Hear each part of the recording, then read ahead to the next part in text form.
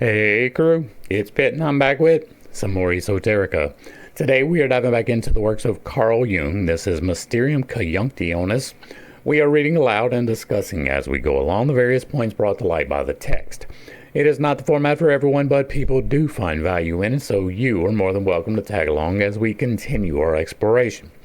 Before we begin, however, if you are unfamiliar with me, any of my unconventional beliefs, or if at any point in time I lose you in terminology, there will be several playlists linked in the corner above, in the box down below, along with the original source material, the link from my book where I teach you to do magic responsibly, and the link to get in contact with me directly so that you can get a better understanding of who I am and why I say the things that I do. With that being said, we are going to dive in and continue our exploration of Mysterium Conjunctionis with the final part of the poem. We began at verse 30 because we left off with verse 29. 4 elements, brave arms and polished well, God gave him, in the midst whereof did dwell. The crowned maid, ordained for to be, in the 5th circle of the mystery. And I did not grab this. It's going to take me just a second to get this where it needs to be. All right, that is 904. Bear with me for 1 second. What was the footnote on that? 249. It is probably just going to be the Latin, but we need to get it in there anyway. So, all right, there it is. And it is indeed just the Latin. So, to the regenerated king. Listen, looking at this, like there's not a whole lot here, right? There is alchemical reference, brave elements, or 4 elements is definitely the alchemical elements, both physical or mental. Brave arms and polished well means that you are in control of those things. God gave him in the midst whereof he did dwell. That is saying that you live among the 4 elements that you did polish well. The crowned maid, ordained for to be, in the 5th circle of the mystery. Now this is going to be a key, right? This is going to be a key that unlocks the mystery that is here. I don't know the circles, right? I don't necessarily believe that there are these circles, and so to me it is not important to know what is the 1st, 2nd, 3rd, 4th, and 5th circles. You are more than welcome to look it up for yourself. I do not care. It's not so much even that I don't care, I just find it irrelevant. It is a way of classifying that they used, but that does not mean that it was correct, and even that the key really exists as it did then now. And so to the regenerated king, now endowed with the qualities of cosmic anthropos, God gives the 4 elements as the weapons with which he shall conquer the world. It is a figure that reminds us of the Manichaean first man, who, armed with the 5 elements, came down to fight against the darkness. Now, the differentiation between the 4 elements and the 5 elements, the 5 elements is taking into account the will of humanity, right? It is spirit. Even though that is the correct designation, but the understanding that is given to it is not really correct. Right? You have earth, air, water, fire, and then the will, the directing force. Footnote 250. Sorry. Hegemonius. When the good Father knew that darkness had come upon his earth, he brought forth from himself the virtue, or strength, which is called the mother of life, wherewith he surrounded the first man. These are the 5 elements, wind, light, water, fire, and matter, and clothed therewith as preparation for war, he came down to fight against the darkness. This is not going to be correct, right? This is air, yes, air and wind are the same, water and fire are the same, but light, not really an element, right? And matter would be standing for earth in this. Light is not going to work. It's just not, because light is the physical expression of the change that is happening. The photons that you see are part of the photodynamic process that has created heat. And so we see the physical manifestation of that as light. And so that can be pulled from any of the other elements. And so it is not in and of itself its own element. It is a function of fire. Fire being the representative for the logos and for spirit. Earth and water being the body, right? The physical incorporation and the living waters within. And then you have wind, which stands for the soul. Bringing those things into accordance is absolutely a thing, but this is definitely not the correct designations. Right? And you can substitute light for the will, right? That is definitely part of it, right? Logos is the expression. Logos is the change. Logos is the light. It is fire. Light is going to be a function of fire. Fire is the change. So you can look at it as possibly being the will, but it's really not going to work. The elements are evidently conceived as circles, for the quinta essentia, the maid, appears in the fifth. The circular representation of the elements was well known in medieval alchemy. The maid is crowned, and in her we recognize the crowned virgin, the queen of heaven, who recalls the old pictures of the anima media natura, or anima mundi. I will point out that you are pulling the feminine forces up in the process, right? You pull the masculine forces down. If you are pulling the feminine up, that would be the maid or the queen being crowned at the crown. She is the divine life indwelling in the world. We have talked extensively about that, right? The waters that are pulled, when I talk about pulling the electromagnetic forces of creation, that can be represented as water. I don't really like that, but it's understandable why. We have discussed that. I think that fire is the better representative, but water is the part that is understood, and so we go with it. And so those energies that you pull would reach the crown, at which point they get pulled back down. And that would be the divine life indwelling in the world, or the pneuma that moved over the waters, implanted seed in them, and was so held captive in the body of creation.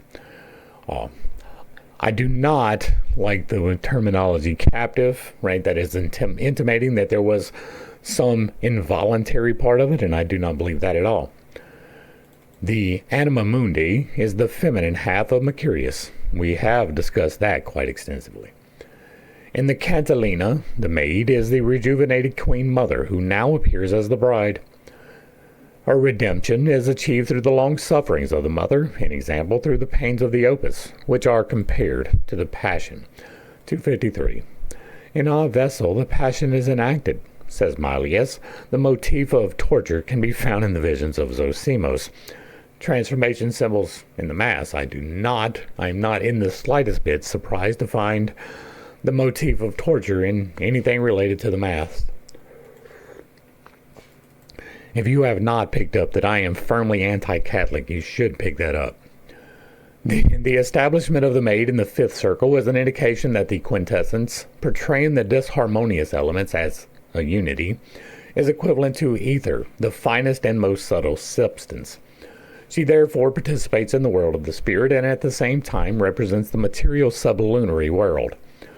Her position corresponds on the one hand to that of Luna, and on the other to the Blessed Virgin.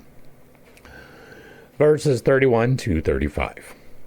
With all delicious unguent flowed she, when purged from body menstruosity. On every side her countenance brightly shone, she being adorned with every precious stone. A lion green did in her lap reside, with the which an eagle fed from his side. It didn't work, right? The which an eagle is not correct terminology. That's why I was so 254. The eagle represents the next higher stage of transformation after Leo. The lion is a quadruped and still earthbound, while the eagle symbolizes spirit.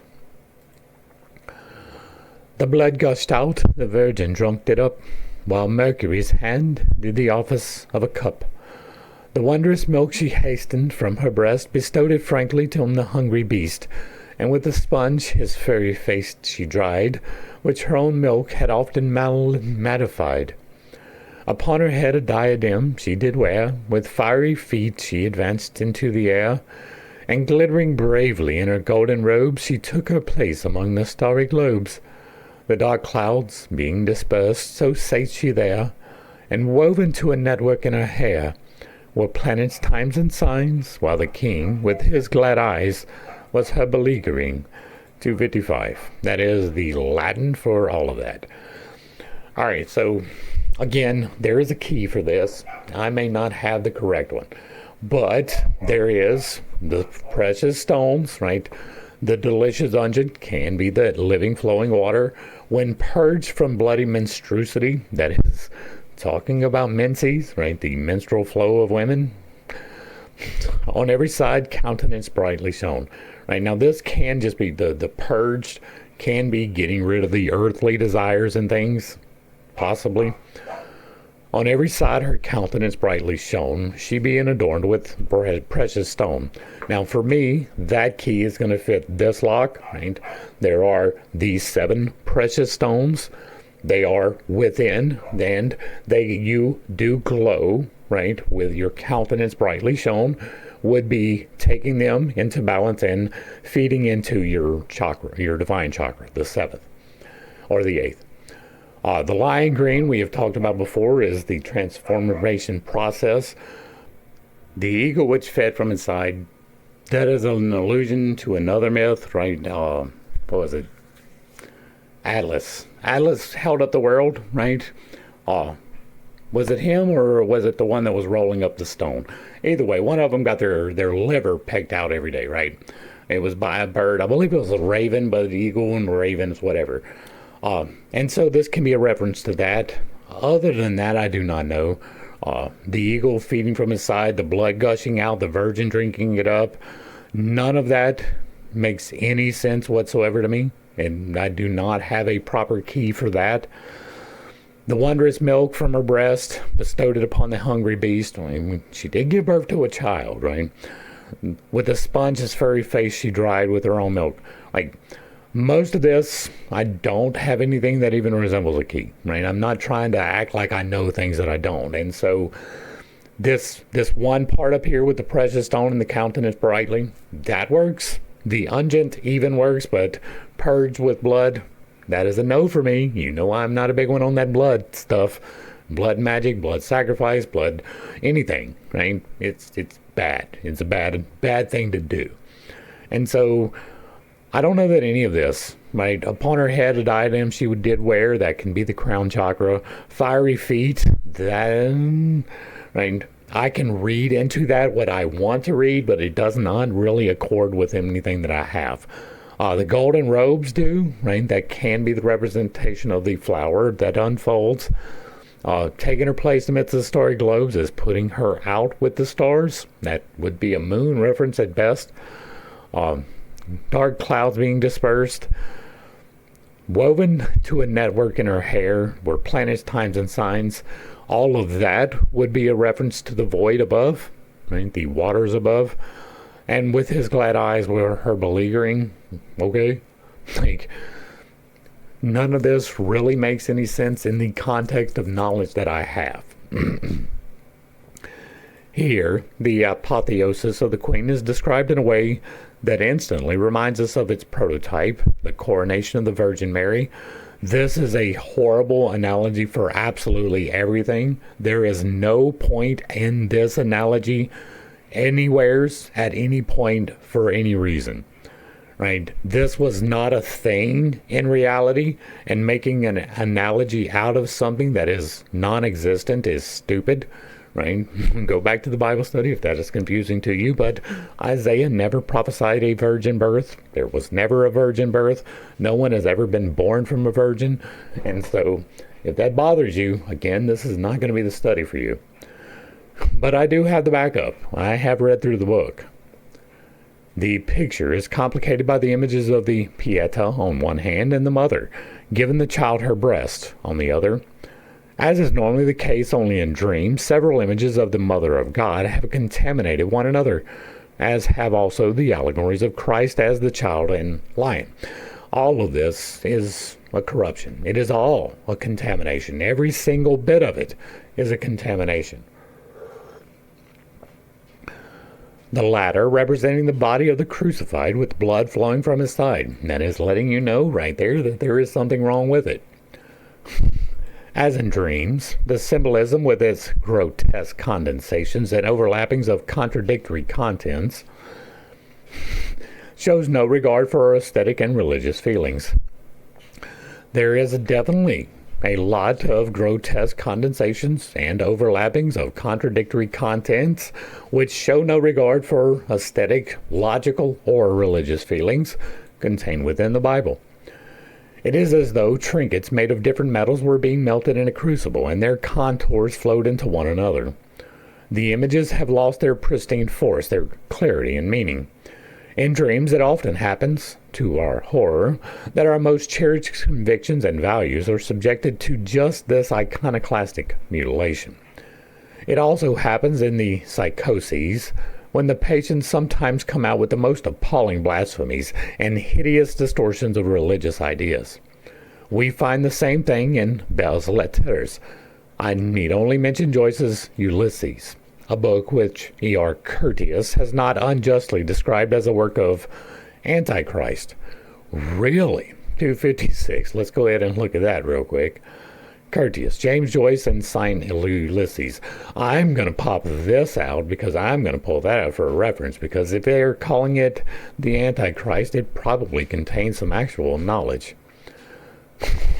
I'm just saying, anything that the people who are against knowledge, they're going to label it Antichrist. That doesn't mean that it is. But such products spring more from the spirit of the age than from the perverse inventive gifts of the author. In our time, we must expect prophets like James Joyce. A similar spirit prevailed at the time of the Renaissance, one of the most striking manifestations being the Hexastition of Sebastian Brandt. Footnote 257.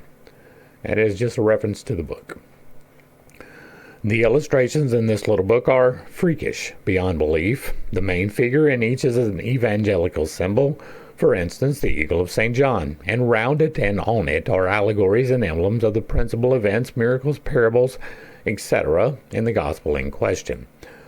These creations may be compared with the fantasies of George Ripley, for neither author had any inkling of the dubious nature of what he was doing.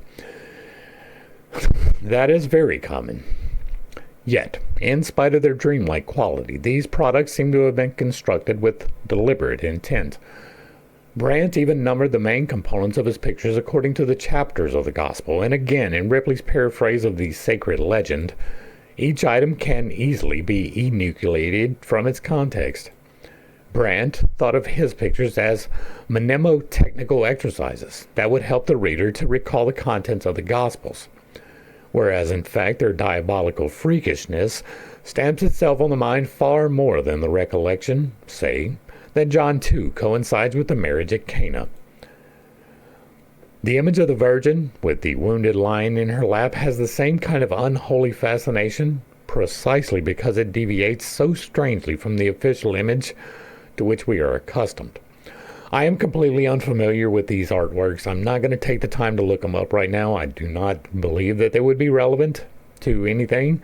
There might be some alchemical keys to it, but I don't know that it's necessary to find it if it is couched that hard in the Gospels. I have compared the tendency to fantastic distortion to a melting down of images, but this gives the impression that it is an essentially destructive process. In reality, this is especially so in alchemy. It is a process of assimilation between revealed truth and knowledge of nature. I will not attempt to investigate what the unconscious motives were that animated Sebastian Brandt, and I need say nothing more about James Joyce here, as I have discussed this question in my essay, Ulysses, a monologue. These melting processes all express a relativization of the dominance of consciousness prevailing in a given age. For those who identify with the dominance or are absolutely dependent on them, the melting process appears as a hostile, destructive act, which should be resisted with all one's powers. Others, for whom the dominants no longer mean what they purport to be, see the melting as a longed-for regeneration and enrichment of a system of ideas that has lost its vitality and freshness and is already obsolete. The melting process is therefore either something very bad or something highly desirable, according to the standpoint of the observer. Footnote 258. One of my critics includes me among the smelters. on the grounds that I take interest in the psychology of comparative religion. This description is justified insofar as I have called all religious ideas psychic, though their possible transcendental meaning is something that I am not competent to judge.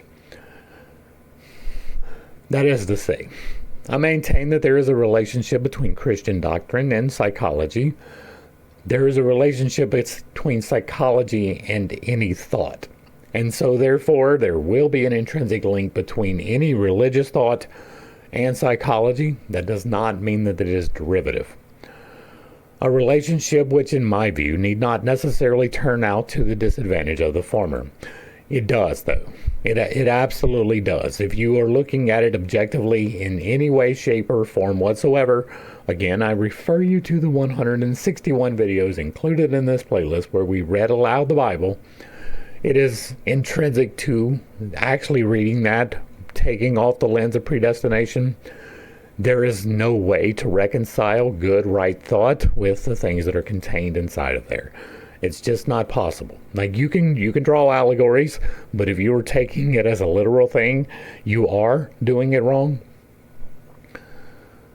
My critic betrays a singular lack of confidence in the assimilating power of his doctrine, which he deprecates with horror this incipient process of fusion. The Church was able to assimilate Aristotle despite his essentially alien way of thinking, and what she has not taken over from pagan philosophy, pagan cults, and, last but not least, from Gnosticism, without poisoning herself in the process.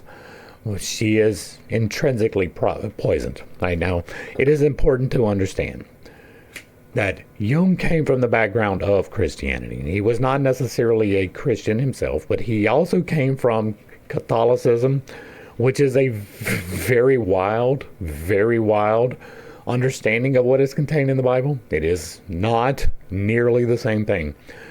And indeed, they have taken pagan philosophy, pagan cults, and from Gnosticism, but not without poisoning yourself. Right? The entire religion is based upon other people's beliefs. It was a control system being formulated as a control system by an emperor in order to control his empire. That is a thing that did happen. You don't have to like that. It is true. And in order to make that a thing in his empire, to create this control system that he was doing, he had to assimilate the beliefs of the pagans. That is why there is a Christmas tree. That is why Easter is celebrated in the manner that it is. It is why all of those holidays exist.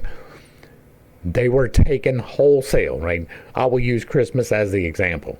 Yule was a thing. Prior to, there was a thing called a Yule log, and then there was a tree that was brought into the house that was decorated with lights. In Leviticus, I believe it is, it is expressly denied to any believer in the one true God that is considered the one true God, the I am of that book. Right? I don't consider it that, and that's why I'm couching that. But it was given directly not to bring an evergreen tree into your house and to decorate it with lights. If you do so, you are in direct contradiction to the instructions given from that book. If you put up a Christmas tree, you are directly contradicting the Word of God as given in the Old Testament. That is just as bad as Solomon going to Egypt to be the distributor of the weapons of war that he was, according to the book, directly contradicting the Word of God. That is a problem, right? That is a poisoning. That is something that is unavoidable by an investigation of the literal facts that are contained within the book. If that is hard for you, I don't know what to tell you. If Christian doctrine is able to assimilate the fateful impact of psychology, that is a sign of vitality for life as assimilation. Or it is telling you that this does not have a firm this. Anything that ceases to assimilate dies. Now, it is so vitally important to be able to adjust your beliefs according to new information coming in. It is one of the things that I hammer hard over here so much. I mean, that study, the Bible study that is linked in the corner above, did not start out the way that it ended up. I just took off the lens of predestination and said, let's see what happens. And what happened was that I learned a lot of new things. And learning those new things required me to change my point. It required me to change my understanding because I was presented with new facts. Being presented with new facts, things that are indisputable, provably true, if you cannot assimilate that and change your viewpoint, then you are stuck in dogma, and dogma will kill you. Not necessarily physically. The assimilation of Aristotle warded off the danger when threatening from the Arabs. The theological critics should remember these things before launching purely negative attacks on psychology. It is no more the intention of the psychologist than it was of the alchemist to disparage in any way the significance of religious symbols. It is important, once again, to remember in that process of that emperor creating his empire, which was founded upon this control system, which spread at the point of the sword quite significantly, that these people, the alchemists, were not allowed to disparage in any way the significance of religious symbols. If they had done so, they would have paid with their life. And while some of them were willing to do so, most of them were not.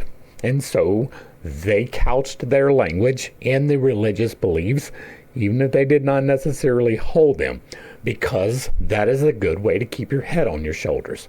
That is a good way to not wind up on the rack or in the iron bull or any of the various torture devices which were the enforcement arm of the religious beliefs. We'll be back at 263.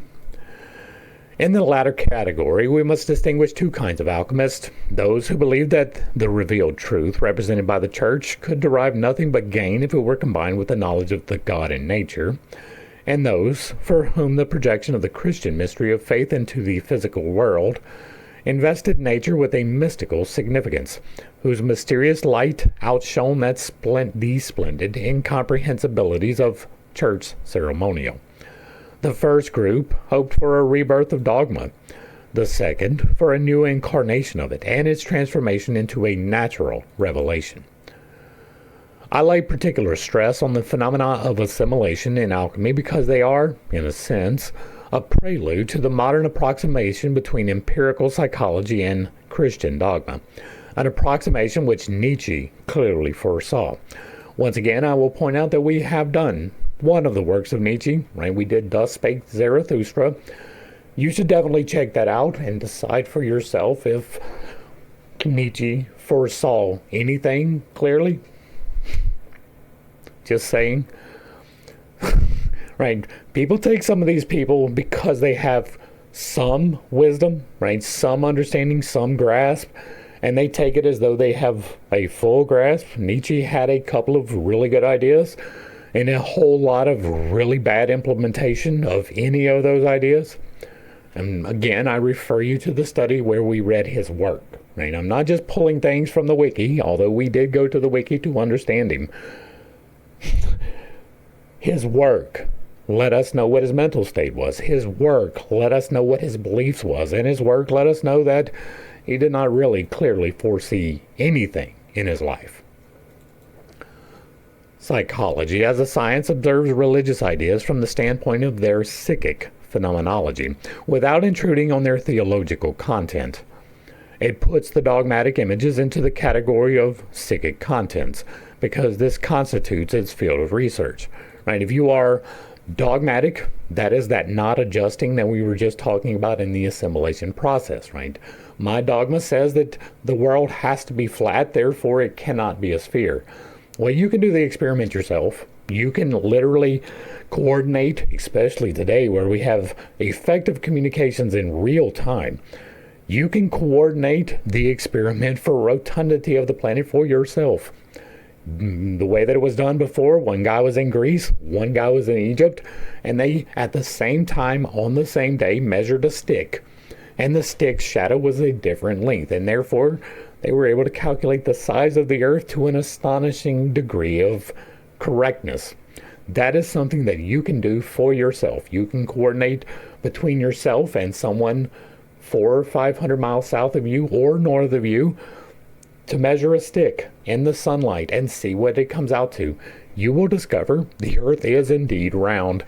There are other experiments that you can do for yourself. You can find out for yourself. And yet, still today, because the Bible says that the waters below was separated from the waters above and a firmament placed. That world's got to be flat. That is all there is to it. You cannot argue with it. There is no getting around it. It has to be flat. That is stupid. That is next level stupid. That is high degree stupid. That is blood sacrifice level stupid. It is compelled to do so by the nature of the psyche itself. It does not, like alchemy, try to explain its psychic processes in theological terms, but rather to illuminate the darkness of religious images by relating them to similar images in the psyche. The result is a kind of amalgamation of ideas of, so it would seem, the most varied provenance. And this sometimes leads to parallels and comparisons which, to an uncritical mind, unacquainted with the epistemological method, may seem like a devaluation or false interpretation. If this were to be construed as an objection to psychology, one could easily say the same thing about the hermeneutics of the Church Fathers, which are often very risky indeed. Yes. Or about the dubious nature of textual criticism. I do textual criticism. That is what I do over here every single day. The psychologist has to investigate religious symbols because his empirical material, of which the theologian usually knows nothing, compels him to do so. Presumably, no one would wish to hand over the chemistry of albuminous bodies to some other department of science on the ground that they are organic, and that the investigation of life is a matter for a biologist. A rapprochement between empirical science and religious experience would, in my opinion, be fruitful for both. I am in agreement with that, right? I am highly religious, just not to a religion, right? I am extremely devoted to my God, just not through any particular dogmas. And I am insistent upon the empirical science part of it too. That is why I so often say it is in the realm of speculation, even for the things that I believe, right? Because if it is not provable, it is still speculative.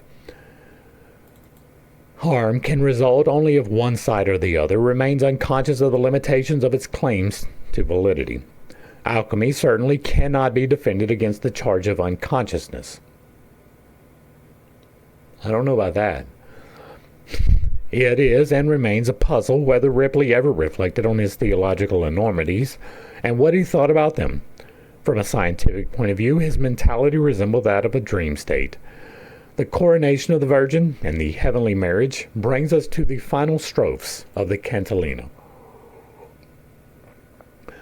Verses 36 through 30-something. Thus he, of all triumphant kings, is chief, of body sick, the only grand relief, such a reformist of defects that he is worshipped both by king and commonalty. To princes, priests, he yields an ornament, the sick and needy sort he doth content. What man is there this potion will not bless, as banishes all thoughts of neediness. 259 is just going to be more Latin. All right. This is the apotheosis of the Filius Regius, as we find it in numerous treatises. Thus, the Tractus Aureus, footnote 260, okay, we're back in 263, says, the king comes forth from the fire and rejoices in the marriage. The sun has become the warrior of the fire and surpasses the tinctures, for he himself is the treasure, and himself is attired in the philosophic matter. Come hither, ye sons of wisdom, let us be glad and rejoice, for the dominion of death is over, and the sun reigns. He is clothed with the red garment, and the purple is put on. The reborn king is the wonder of the world, and an exceeding pure spirit. He is the aquarium sapientium, assures us, the most elect, the most subtle, the purest and noblest of all the heavenly spirits, to whom all of the tests yield obedience as to their king, who bestows on men all health and prosperity, heals all sickness, gives to the God-fearing temporal honor and long life, but to the wicked who abused him, eternal punishment. In some they have designated him the chief of all things under heaven, and the marvelous end and epilogue of all philosophical works. Hence, some devout philosophers of old have affirmed that he was divinely revealed to Adam, the first man, and thereafter was awaited with peculiar longing by all the holy patriarchs. You can believe that. You can go back and read and insert yourself into all of the text. That is what happened with the virgin prophecy, right? That was not a thing. Isaiah said, "Hey, king, God wants you to give me what you want as a sign." And the king's like, "No, I'm not doing that." And so Isaiah said, "Fine, I will give you one." This woman right here, and he pointed her out. He said, this maiden, right? Maiden is important because that is what the word is, not virgin. This maiden right here will give birth. And while a maiden can be a virgin, it is not necessarily so. It is merely a young woman. And that is important, right? And he said, this woman right here, she's going to give birth. And by the time the child is about 2 or 3 years old, the Babylonians are going to come and take you off into exile. That's what the prophecy was, right? This woman is going to get pregnant and have a child. And by the time this child, who, by the way, is named Emmanuel, by the time that this child, Emmanuel, is old enough to be eating cheese, then you're going to be taken off into captivity. And you know what happened? Exactly that. According to the prophecy, there are reasons to believe that none of that ever happened, that the Jewish people were not existent prior to the return from Babylon, right? That it was pulled wholesale and given to them that they were these people, even though they were not. But that's a whole different argument, right? That's talking about timing. There is no way that you can literally read the book and come to the conclusion that, I don't know if I wrapped it up, that prophecy came true, exactly as laid out in the lifetime and in the time span it was given for. Fully completed, fully done, with no expectation that there would be another fulfillment farther down the road. You have to be looking for that, and looking for that quite hard in order to read that in there. But there was another legend around the same time, a little bit earlier, that this other guy died. That he was born from a virgin, that he died upon a cross, that he was resurrected and even redeemed mankind. That was existent prior to that. And that is probably what the control system was trying to assimilate into their beliefs whenever they came up out of whole cloth that maiden actually meant virgin. There is no good reference for that. There is no good reason to believe that that meant a virgin at all.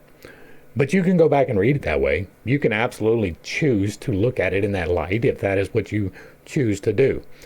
That is exactly the same for all of the references that are given that this thing was waited for. That is true for every single one of those. They were not waiting for that. They were waiting for a king. Like, what they were waiting for was a divinely appointed, not divine representative, a divinely appointed king to guide them as a nation. That's what they were looking for. Physically, in real life, not on a spiritual level. Because the Jews did not have hell. That was not a concept for them. Heaven neither, but hell most definitely was not a concept for the Jews. Back to the text. The Almighty, remarks the Introitius, has made him known by a most notable sign, whose birth is declared throughout the east on the horizon of his hemisphere. Footnote 263. Rosinius adstrat.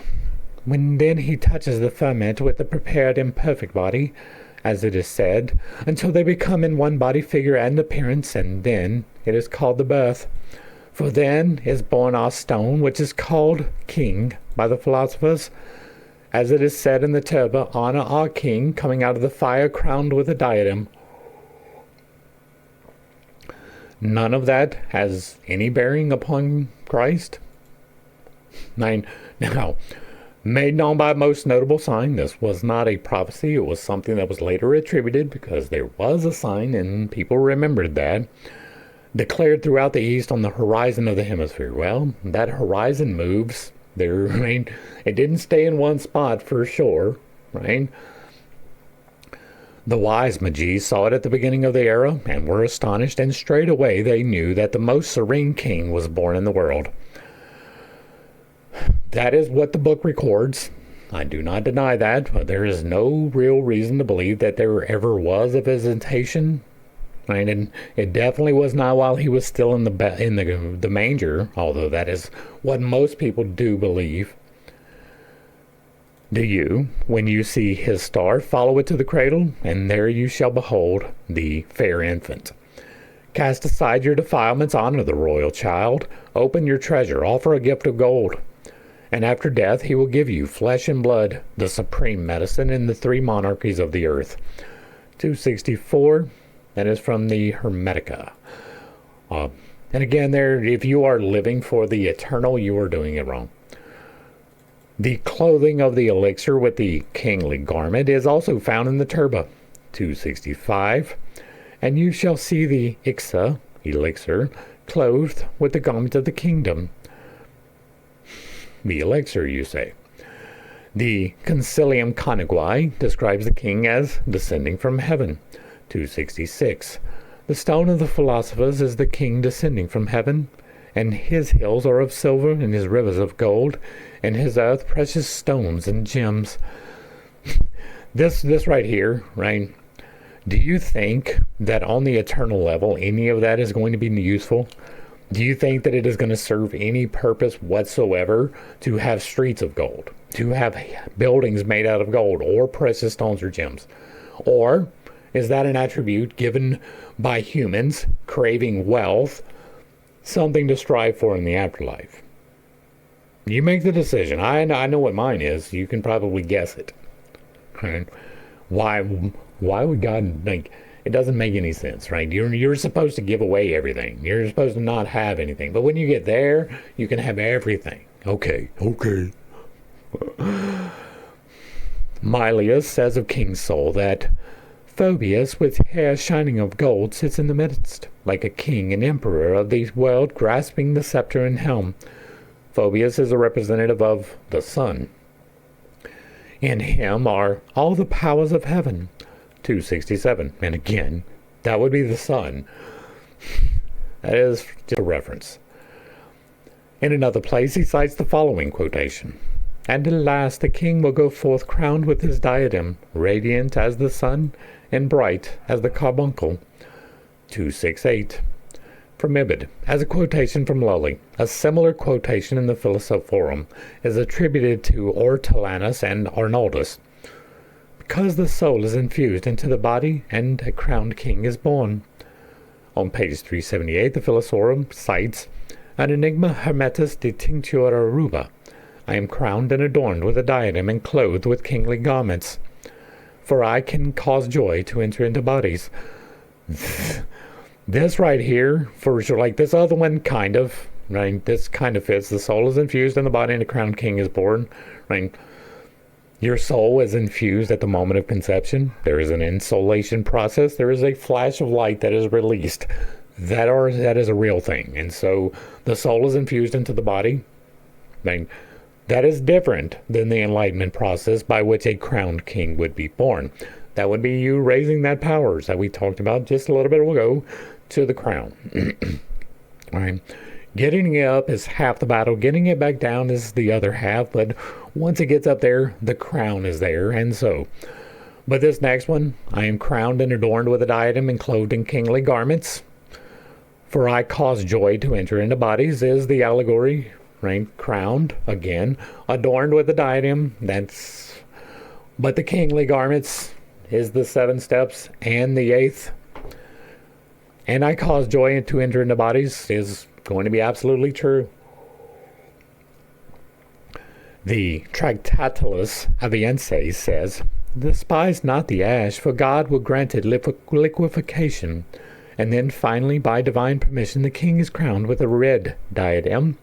It behooves thee, therefore, to attempt this majesty.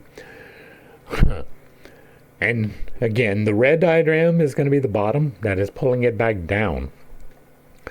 We'll be back at 271. Kunrad speaks of the wondrous natural triune son of the great world, whom the sages name the Son and Crowned King, artificially hatched from the egg of the world. Elsewhere, he says of the Filius Mundi Maioris, the Son of the great world, macrocosm, who is Theokosmos, in example, a divine power and world, but whom even today, unfortunately, many who teach nature in a pagan spirit and many builders of medical science reject in the high university schools, is the exemplar of the stone, which is the anthropos, in example, God and man, whom, as Scripture tells us, the builders of the church have also rejected. That is another completely misinterpreted prophecy. Completely and totally. Again, fall back to the Bible study. I'm not going to get into that one today. And from the same, in and from the great world book of nature, there issues a continuous and everlasting doctrine for the wise and their children. Indeed, it is a splendid living likeness to our Savior Jesus Christ, in and from the great world, which by nature is very similar to him, as to miraculous conception, birth, inexpressible powers, virtues, and effects. So, God our Lord, besides his Son's biblical histories, has also created a specific image and natural representation for us in the book of nature. That is from Amphitheatrium. Yeah, we'll just leave it alone. I've hammered that nail enough. These few examples, together with those already quoted in Psychology and Alchemy, may give the reader some idea of the way in which the alchemist conceived the triumphant king. Verse 38. Wherefore, O God, grant us a piece of this, that through the increase of its own species the art may be renewed, and mortal men enjoy for aye its thrice sweet fruits. Amen. Alright, now, that through the increase of its own species the art may be renewed. That is talking about alchemy, right? I am assuming. That is an assumption. And mortal men enjoy for aye its thrice sweet fruits. That is again part of the process. There is a trinity. Here ends the Cantilena, one of the most perfect parables of the renewal of the king. It does not, of course, compare with the much more elaborate developments in the myth of the Christian Rosencreutz. I was going to end with this, but we'll go ahead and hit it now, right? This entire chapter, like this is 5 episodes of this. This is like, we're 4.5 hours in at least. I think the first one was even more than that, but at least 4.5, maybe 5 or so hours in. We read through this. This is the last verse. I find no reason whatsoever why this should have been included in here, right? The allegories are scattered. They are not on point in my estimation, at least, and I know that can be a flawed estimation. He did not have the keys for pretty much any of this at all. It did not serve a purpose to forward anything else. Like the first part of this, up till this entire thing, there's been meat in here. There's been a lot of meat in this study. This particular chapter, not so much. And this is like a large chunk of this, right? 5.5 hours, 5 hours when we wrap up. That's a lot. That is a significant amount of time. I do not find value in this, right? There have been a couple of places where we pointed out there might be some allegories, but then it is immediately, what is this? I do not have even the slightest hint. There is no key for this at all that I possess. Right? It's very scattered. It may be that there is a key that unlocks the whole thing in the correct sequence, but to me, this is very, very scattered. Like very, I'm hitting this group here, and then I'm going to hit this group here, and then I'm going to hit another group, and I don't even know who the third group is. And then we go back to the first group, and then back to the second group, and then back to the third group again, repeatedly. And so to me, this is not the perfect parable for absolutely anything. It is talking about the renewal of the king, but it has got at least 3 different types of references in here. It is exceedingly confusing, even for someone who is fairly well versed in these things.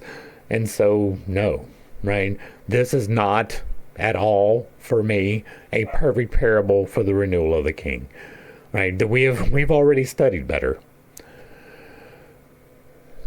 his chemical wedding is so rich in content that I could touch it only lightly here. I am pretty sure that we did the chemical wedding. It was an allegory talking about a journey to a tower and up these various places. Like, there was some meat in there as well. It's been a while. I think it's been over a year since we read through that, and I was just beginning these explorations, so I don't know that I had the keys yet to unlock as much was in there, but there was definitely some things that can be unlocked in there.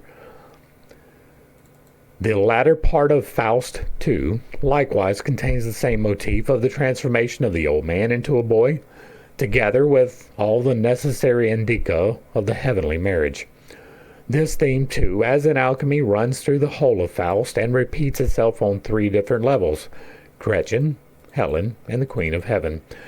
Just as the king's renewal takes a form that was destined to fail 3 times before Faust's death: the boy charioteer, the homunculus, and Euphorion. We have not dealt with Faust, even slightly so. But that is going to bring us to the end of the Cantillon, the poem, this chapter. Hopefully I brought a little bit of enlightenment and not too much confusion. I didn't get a whole lot of enlightenment. There was definitely some confusion, so I'm hoping I dispersed at least a little bit of that. I understand that I hold some unconventional beliefs, and I do have a tendency to step on toes when I believe those. It is not intentional, but I do not apologize for it. I don't have a whole lot here to wrap up with, right? The only thing that I was going to wrap up with on this was that it was kind of useless. It's worth going through. It's worth going through anyone's idea that they have spent a lot of time upon. But sometimes that just means dismissing a lot of stuff, right? We saw that with Crowley, right? I don't think there was anything good in Crowley. There wasn't barely anything good in Levi, right? But it was worth going through to at least have the capacity to dismiss. We didn't finish Levi because it was so terrible, but for most of them, it's worth at least going through the things that they took the time to write down. It is obvious that Jung spent a good deal of time on this, but in my estimation, for most of the things that he is discussing, he didn't have the necessary key, right? There is book learning. There is definite value to be found in exploring the book side of this. But if you don't put it into practical application into your life, it is not going to make any difference whatsoever what you know. If you could have everything that is written in here, right? You can have all of the knowledge in here, as sparse as it might be. And on a level, do you have an understanding? But if you have not gone through the process of balancing your stack, if you haven't gone through the process of determining what type you are, if you have not gone through the process of determining what your belief system is, right? All of it's going to be useless to you if you don't go into it and put the physical meditative practices into place, if you don't put the prayer practices into place, if you don't practice fasting, if you don't do the steps, if you don't take the time, don't read the book. There's no point. Right? I don't believe that Jung got there. I believe that he was close, right? But this was his final. This was the summation of the studies, and it is obvious from the summation that he never actually went through the process. He never reached the enlightenment stage. He never actually got there. It was the same with Nietzsche, right? That was what Nietzsche's problem was. Nietzsche had the best intentions in the world, but he was severely depressive. He was socially dependent while being socially awkward and directly contradictory to the social norms. And so he had a lot of problems. And he worked through those problems, at least in part, in Zarathustra. But he didn't do it. He didn't finish. He didn't get there. I do believe, right, Nietzsche finished up his life as an invalid. He wound up locked in his own mind. That's the way that it was put in the wiki, I believe, or in the introduction by his sister.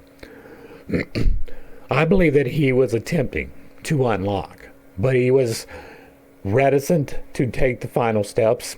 And as I say, right, I do have a warning in this book, right? The warning is that this is a process, that it takes a lot of time, and that it does have some inherent dangers.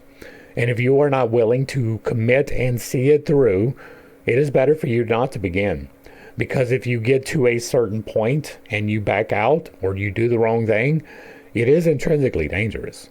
You can hurt yourself. You can cause tremors in your body. You can cause involuntary seizures. You can cause a stroke.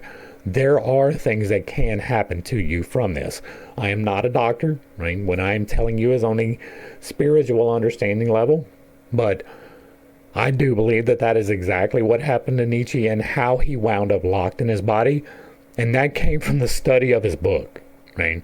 Again, I don't just take it from the other people talking about them. I take it directly from their materials, like we're doing right here. I believe that Nietzsche got close and that he got scared and that he backed out and that it caused him some severe repercussions. That is something that you have to be aware of, right? I used to start a lot of these videos, especially if I even thought that they were going to give out some knowledge, with the warnings, right? Most of these things that we go through, you don't have to, right? Most of this is just getting the conception in. Most of these, it does not appear they even put in the work themselves. I'm going to go ahead and wrap that one up right there. If you like what I'm doing over here, let me know down below. Give me a like, a share, or follow. Throw me a comment whether you agree or disagree with anything that was said. Put it in the box down below. And if it remains respectful, it gets to remain up.